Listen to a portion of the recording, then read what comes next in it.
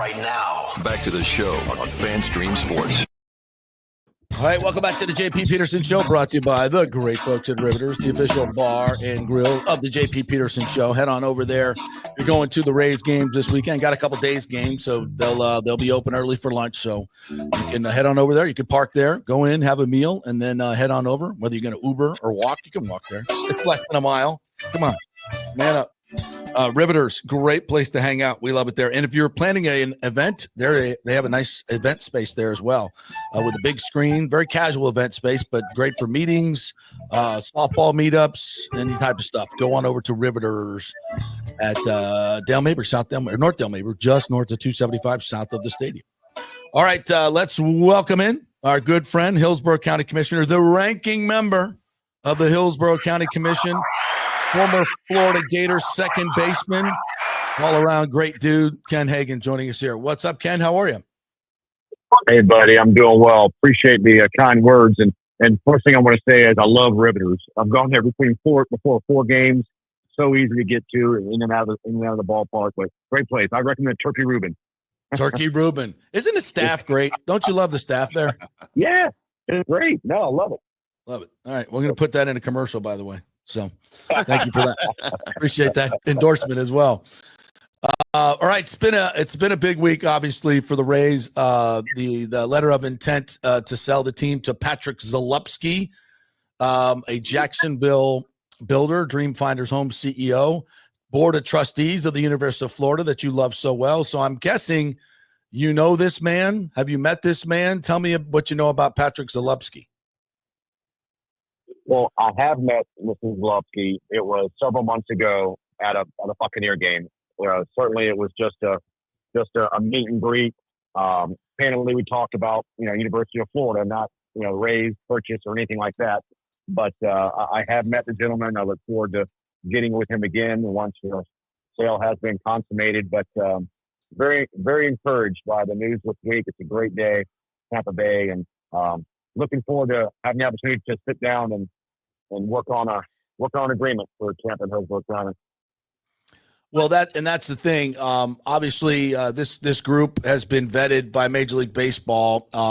There's more vetting to come, I'm sure, but they know who they are, and they feel like they can get a deal done in Hillsborough County. And I've said this for a long time that if Stu Sternberg was not involved, this wouldn't be so hard. So it's time to put up or shut up, right? If this goes through, how confident are you that you can get a deal done with this group? I'm extremely confident.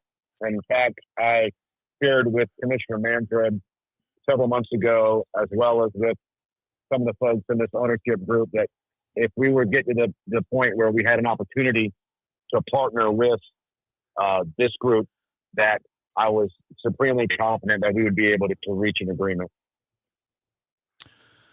Well, what makes you so confident, if I can ask that?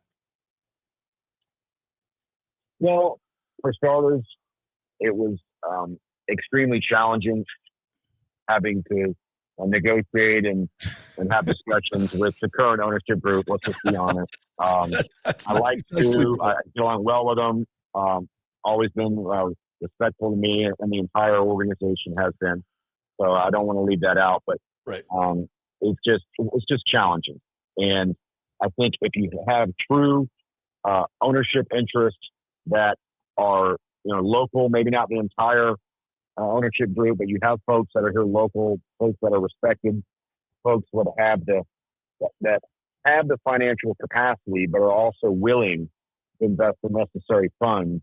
That I believe that we're at a good starting position, because we presented over the years an agreement for half the cost, which is essentially the current paradigm in Major League Baseball, for at least half of the funding, and we were just, for whatever reason, Mr. Sternberg was either unwilling or unable to financially commit to that, while acknowledging that for the team to be successful and sustainable long term, it needs to be intact. And so I'm just devil's in the details. I always caution folks and to resist shooting down any type of ideas until we come to the table with an actual plan, and then that's the time to really discuss it and question it and ask the hard questions. But I think that we're in a real good position. Should we have that opportunity to sit down, and it looks like that's going to happen. That's awesome. Ken Hagan joining us here. There's always, I try to refute this as much as I can, but there's always been this false narrative out there that Hillsborough doesn't have any money. Tampa doesn't have any money. Can you address that as far as those statements that are made? Well, I've always acknowledged up front that Pinellas County has more tourist tax revenue than Hillsborough County does. That's not debatable. It's obvious. It's true. That being said, when you come up with a creative financial model that does not put the burden on taxpayers, that in fact protects taxpayers, and when you structure it in such a way that it's primarily driven by funding sources that have to be utilized in a certain area. I'm not talking about property tax dollars, general revenue dollars. And then when you structure it with entertainment districts and CDDs, things that are fee-based, things that are paid by owners of the property, suddenly when you look and you analyze it and do a deeper dive, it's like, this is a good deal. It's not a bad deal. And so we also have the benefit of the community investment tax that was reauthorized last November. And we weren't even considering those dollars when we made our last proposal to the raise. That wasn't even on the table. Now we can use those dollars at a minimum for infrastructure around the ballpark, which any type of infrastructure improvements, whether it's access, whether it's parking garages, all that comes under our ledger, our side of the balance sheet, if you will. Yeah. So most folks, even if they don't like baseball or sports or are opposed to taxpayer funding for anything like this, when they know that it's for infrastructure that will be utilized by the community above and beyond just folks utilizing the ballpark, are open to that concept. So certainly it will not be an easy task, I'll tell you that. But I believe the capacity is there. And then hopefully we can get to that point. And then clearly at that point, it takes the elected officials to have the courage to analyze it, ask the tough questions. But at the end of the day, if we're protecting the taxpayers, and I think we can get to a model that does that, then it's something that we should not only strongly consider, but also approve. Ken Hagan joining us from the Hillsborough County Commission ranking member. Something else you didn't have, I think last time, was a lot more support from the mayor. No deference to Mr. Buckhorn, Mayor Buckhorn. But it seems in the past couple of days, Jane Castor stepped up and sharpened her pencil and said, we're ready to get back out there. And we have some public documents that show that she's met with Mr. Zalupski. Is it fair to say that the city may be more involved in this particular deal this time? Honestly, I can't characterize it like that because we've always been together as a team. And then when I first started doing my due diligence on this back in 2010, many months ago, I learned quickly on the importance of the city and county being on the same page. I heard nightmare stories after nightmare stories about Miami and issues that they had going down their ballpark efforts. And so I've always made it that our goal that this is going to be a team effort, city, county, sports authority, and Mayor Buckhorn was sitting at the table, Mayor Castor's been at the table, and we've had a couple of meetings over the last year just to ensure that we were all on the same page in anticipation of this day coming. And so I feel very good that when the time comes that we're going to sit down and hit the ground running. I'm sure we'll start with the last model that we discussed with the raise and then go from there. But again, we had things such as the CIT that was reauthorized that could potentially offer an additional funding source than what we had. So I think we're in very good position, and I'm I'm looking forward to having those discussions. All right, I recant my characterization of Mayor Buckhorn, for the record. But I like to see him put some money up. Anyway, so let's talk about sites now, because obviously the city, if it's within the city limits, that makes a difference. Is it county land? So what available sites do you see now that this group could be looking at? I think most of the sites that have been discussed in the past would certainly be on the table. I can tell you, when we initially met with the Rays back in 2016, we came forward with probably 7 or 8 different locations, and they were only interested in Ybor City. We didn't even have a conversation about any other location. And not disagreeing with that, I think Ybor is a great location. They wanted it for a myriad of reasons, including being in an urban environment and how it would bring in Ybor, Port, Tampa, downtown Tampa, all into one entertainment district, if you will. So that was great, but we never really seriously considered any other location. I know there have been reports lately about Daryl Shaw moving forward with his stadium concept for the Suns, and that is certainly true. I've had discussions with Daryl. However, he's also said, should we get to that point, if baseball happens here in the near future, in his words, that he can pivot on that. So that spot is still available. I would say not for very long, right? But it still is. And you never know. There may be an undisclosed site or two that's never really been reported all that much on that we'll discuss. But candidly, it's ultimately going to be in the new ownership group and what they want and the location they're looking at.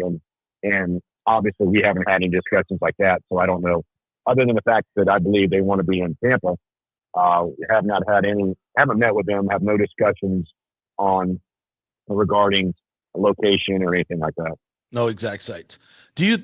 It's my opinion, just by talking to folks that are involved in this, and just reading the tea leaves, that St. Petersburg is not an option. It may be an option, a far-fetched one, but I don't think MLB wants it there. I don't think they've ever wanted it there. No disrespect to St. Pete, but people are still seem to be clinging that St. Pete is going to come back with this new ownership group. May look at the revised deal in St. Pete. Do you think that's viable?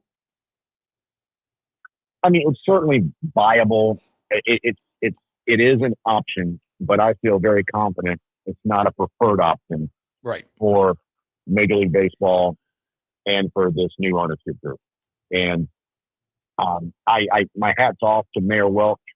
He put in a ton of time, sweat equity, money, capital in order to champion that overall development there. And I feel really bad for what happened, but hopefully with the sale, they can move forward on their development plans and get moving there.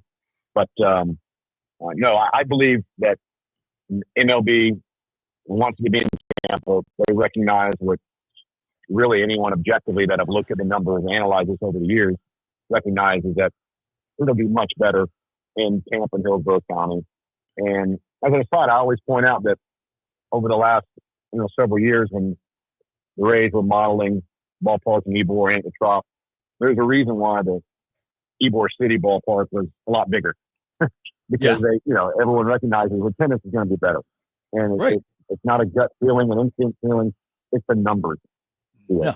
And when you look at Ybor City, you more than double the population within a 30-minute drive time that's in the top. The numbers are the numbers. Yep. You're getting a little muffled there, Ken. So if you could get that mouthpiece right up to your mouth, that would be great. Yes. So my dream of a stadium next to Raymond James Stadium with a sliding roof and a big entertainment district right in the middle of it, the greatest sports venue in the history of the world, right next to each other to host Super Bowls and national championship. That's not going to happen. We can't have a sliding roof. Well, let's start with the sliding roof's going to add a couple $100 million to the overall. That's all right. I'll write a check. Chump change. Never say never. Anything, and I've been to every major league ballpark but one. Probably over half of football stadiums, and whether it's Philadelphia or Kansas City or different locations where they've co-located ballparks. It is a special environment. It is, you can, leverage the infrastructure and parking and different things. So, it would be nice, but it would require the Bucs support for that to even be an option. And up to now, we haven't really considered it because the Rays weren't interested in that location. Right. I mean, we looked at Midtown. The Midtown developers wanted baseball to be there, and the Rays were not interested in being in Midtown. So, heck, anything and everything's on the table. So never say never. With a willing group that's trusted and money, anything can happen. Do you know any timelines or as far as Major League Baseball is where they want? I would think they want this expedited as fast as possible to get this done. Well, without question. I mean, Commissioner Manfred, shared those type of sentiments when we met, that they want certainty. I guess there's, timeline, but also certainty on where they're going to play the next couple of years and where their long-term ballpark's going to be. But, I don't think it's any secret, Commissioner Manfred, his goals were to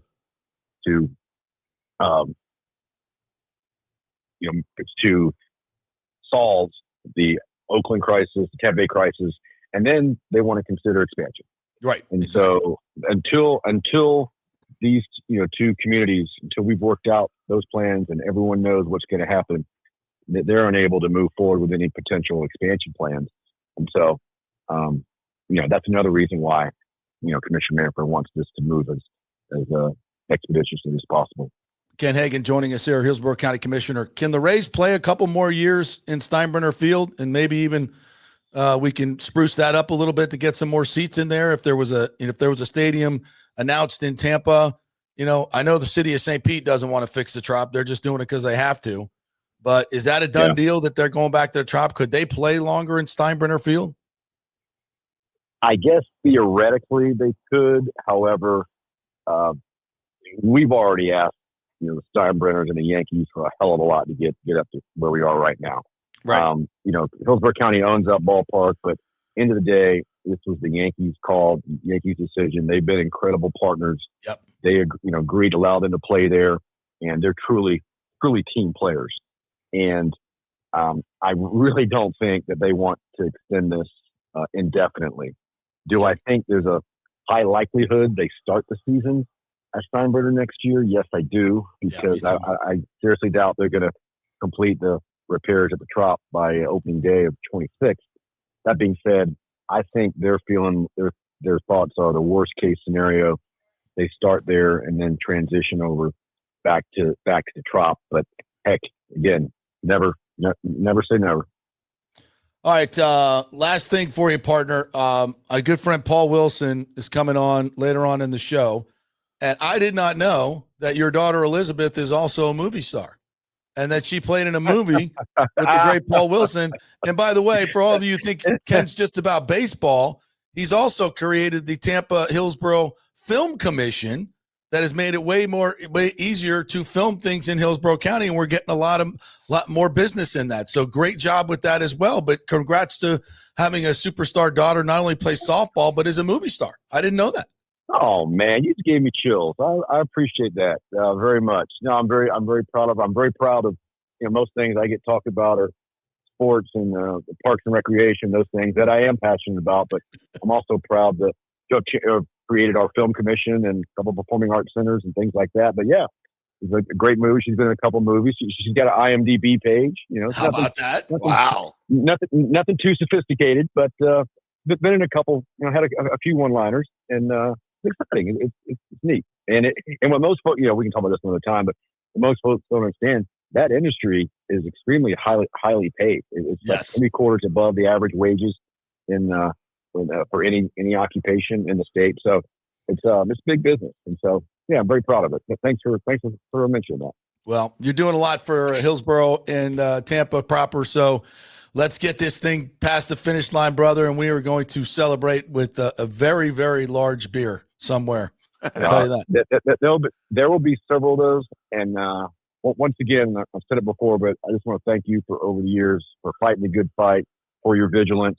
You've taken a hell of a lot of arrows, just like I have, but it's a fight. It's a fight worth having, and I appreciate you doing that. Absolutely, Ken. Thank you, buddy. Appreciate it. We'll see you soon. Okay, anytime. Take care. Thanks, Ken. Great Ken Hagan right there. Yes, we have taken our arrows. Just look at the comments, but mostly positive. Honestly, Still taking them today. You're taking them. Yeah, I listen. 90% of it's positive. Probably more than that. Yeah. So I'll, because people know my heart's in the right place. I'm not grandstanding.